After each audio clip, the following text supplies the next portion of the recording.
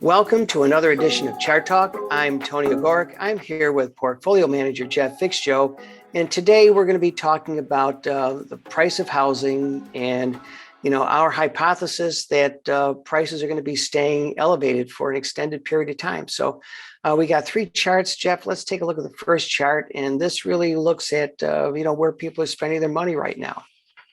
Yeah, this chart just shows that about a third of Americans, their income is spent on housing. That makes sense. It's a necessity that's never going to change.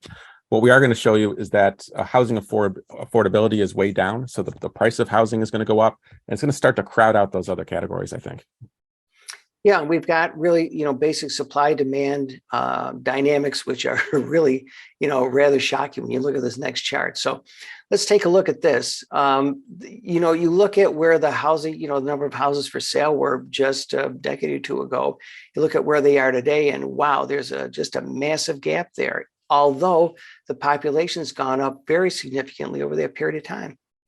Yeah, why are housing prices so high? Because there's so few homes for sale. So there's about 1.1 million homes for sale, across the U.S. This is lower than 1982.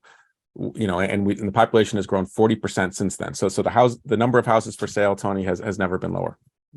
Yeah, and Jeff, people get born, they have a life cycle, and that doesn't change. They're here. Their need for housing is not going to change.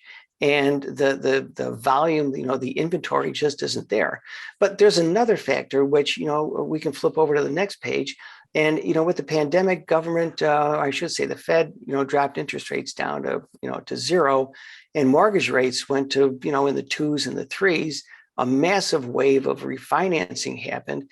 And now you've got people with very, very inexpensive mortgages. And let's take a look at this chart in terms of affordability over the past couple of years.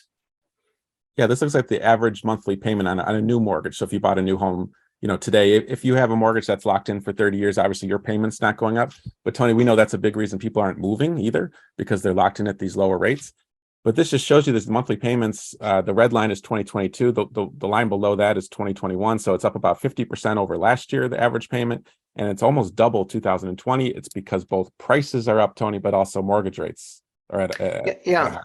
So Jeff, really what we're finding is that when you look at this chart, the fact that interest rates have gone up as much as they have, and the carrying cost for a mortgage has gone up as much as it has, it's going to exacerbate, what we saw in the previous chart, which is the supply of homes coming on the market. People just aren't going to want to do that when they see it's going to cost them twice as much to own a comparable home. So that's our view on housing.